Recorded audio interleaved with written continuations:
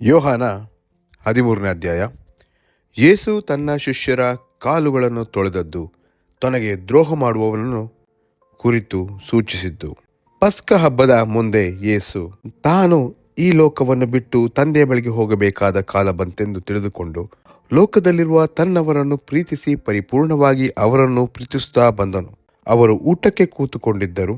ಅಷ್ಟರೊಳಗೆ ಸೈತಾನನು ಸೀಮೋನನ ಮಗನಾದ ಇಸ್ಕರಿಯೋತ ಯೂದನ ಮನಸ್ಸಿನಲ್ಲಿ ಯೇಸುವನ್ನು ಹಿಡಿದುಕೊಡಬೇಕೆಂಬ ಆಲೋಚನೆಯನ್ನು ಹುಟ್ಟಿಸಿದನು.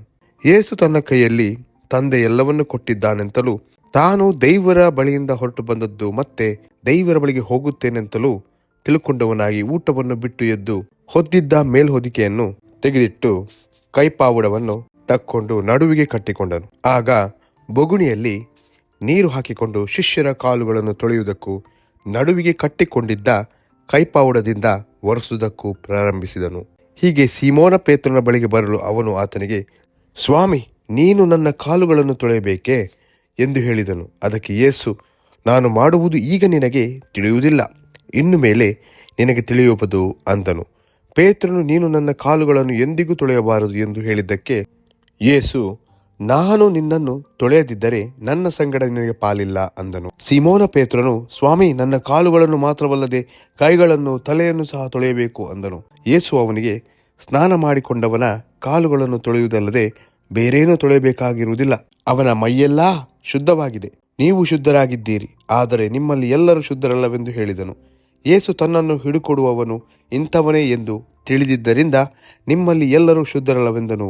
ಆತನು ಅವರ ಕಾಲುಗಳನ್ನು ತೊಳೆದ ಮೇಲೆ ತನ್ನ ಮೇಲ್ಹೊದಿಕೆಯನ್ನು ಹಾಕಿಕೊಂಡು ತಿರುಗಿ ಕೂತುಕೊಂಡು ಅವರಿಗೆ ಹೇಳಿದ್ದೇನೆಂದರೆ, ನಾನು ನಿಮಗೆ ಮಾಡಿದ್ದು ಏನೆಂದು ಗೊತ್ತಾಯಿತೋ? ನೀವು ನನ್ನನ್ನು ಗುರುವೆಂದು ಕರ್ತನೆಂದು ಕರೆಯುತ್ತೀರಿ. ನೀವು ಕರೆಯುವುದು ಸರಿ, ನಾನು ಅಂಥವನೇ ಹೌದು. ಕರ್ತನು ಗುರುವೂ ಆಗಿರುವ ನಾನು ನಿಮ್ಮ ಕಾಲುಗಳನ್ನು ತೊಳೆದಿರಲಾಗಿ ನೀವು ಸಹ ಒಬ್ಬರ ಕಾಲನ್ನು ಒಬ್ಬರು ತೊಳೆಯುವ ಹಂಗಿನವರಾಗಿದ್ದೀರಿ. ನಾನು ನಿಮಗೆ ಮಾಡಿದ ಮೇರೆಗೆ ನೀವು ಸಹ ಮಾಡುವಂತೆ ನಿಮಗೆ ಮಾದರಿಯನ್ನು ತೋರಿಸಿದ್ದೇನೆ. ನಿಮಗೆ ನಿಜ ನಿಜವಾಗಿ ಹೇಳುತ್ತೇನೆ, ದಣಿಗಿಂತ ಆಳು ದೊಡ್ಡವನಲ್ಲ, ಕಳುಹಿಸಲ್ಪಟ್ಟವನು ಕಳುಹಿಸಿದವನಿಗಿಂತ ದೊಡ್ಡವನಲ್ಲ. ನೀವು ಇದನ್ನು ತಿಳ್ಕೊಂಡು ಇದರಂತೆ ಮಾಡಿದರೆ ನೀವು ಧನ್ಯರು. ನಾನು ನಿಮ್ಮೆಲ್ಲರನ್ನು ಕುರಿತು ಈ ಮಾತನ್ನು ಹೇಳಲಿಲ್ಲ. ನಾನು ಆದುಕೊಂಡವರನ್ನು ನಾನು ಬಲ್ಲೆನು, ಆದರೆ ನನ್ನ ಕೂಡ ಊಟ ಮಾಡುವವನೇ ನನಗೆ ಕಾಲನ್ನು ಅಡ್ಡಗೊಟ್ಟಿದ್ದಾನೆ ಎಂಬ ಶಾಸ್ತ್ರದ ಮಾತು ನೆರವೇರಬೇಕಾಗಿದೆ.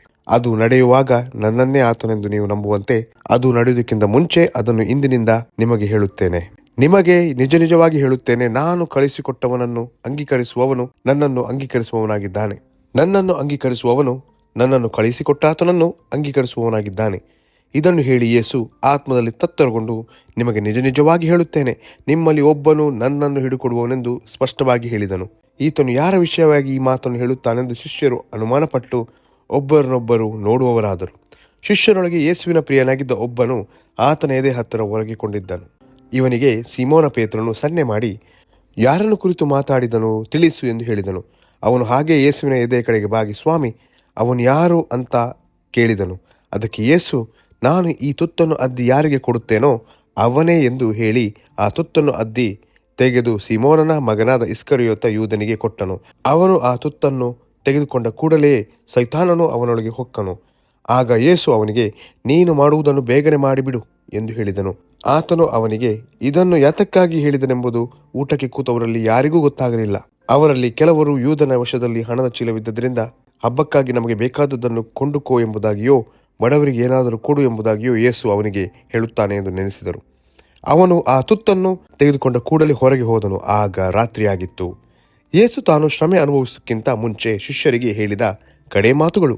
ಅವನು ಹೊರಗೆ ಹೋದ ಮೇಲೆ ಯೇಸು, ಈಗ ಮನುಷ್ಯಕುಮಾರನು ಮಹಿಮೆ ಪಟ್ಟಿದ್ದಾನೆ ಮತ್ತು ದೇವರು ಆತನಲ್ಲಿ ಮಹಿಮೆ ಪಟ್ಟಿದ್ದಾನೆ. ದೇವರು ಆತನಲ್ಲಿ ಮಹಿಮೆ ಪಟ್ಟಿರಲಾಗಿ ತನ್ನಲ್ಲಿ ದೇವರು ಆತನನ್ನು ಮಹಿಮೆಪಡಿಸುವನು, ಕೂಡಲೇ ಮಹಿಮೆಪಡಿಸುವನು. ಪ್ರಿಯ ಮಕ್ಕಳೇ, ಇನ್ನು ಸ್ವಲ್ಪ ಕಾಲವೇ ನಿಮ್ಮ ಸಂಗಡ ಇರುತ್ತೇನೆ. ನನ್ನನ್ನು ಹುಡುಕುವಿರಿ, ಆದರೆ ನಾನು ಹೋಗುವಲ್ಲಿಗೆ ನೀವು ಬರಲಾರಿರಿ ಎಂದು ನಾನು ಯೆಹೂದ್ಯರಿಗೆ ಹೇಳಿದಂತೆ ಈಗ ನಿಮಗೂ ಹೇಳುತ್ತೇನೆ. ನಾನು ನಿಮಗೆ ಒಂದು ಹೊಸ ಆಜ್ಞೆಯನ್ನು ಕೊಡುತ್ತೇನೆ, ಏನೆಂದರೆ ನೀವು ಒಬ್ಬರನ್ನೊಬ್ಬರು ಪ್ರೀತಿಸಬೇಕು. ನಾನು ನಿಮ್ಮನ್ನು ಪ್ರೀತಿಸಿದ ಮೇರೆಗೆ ನೀವು ಸಹ ಒಬ್ಬರನ್ನೊಬ್ಬರು ಪ್ರೀತಿಸಬೇಕು ಎಂಬುದೇ. ನಿಮ್ಮೊಳಗೆ ಒಬ್ಬರ ಮೇಲೊಬ್ಬರಿಗೆ ಪ್ರೀತಿ ಇದ್ದರೆ ಎಲ್ಲರೂ ನಿಮ್ಮನ್ನು ನನ್ನ ಶಿಷ್ಯರೆಂದು ತಿಳ್ಕೊಳ್ಳುವರು ಅಂದನು.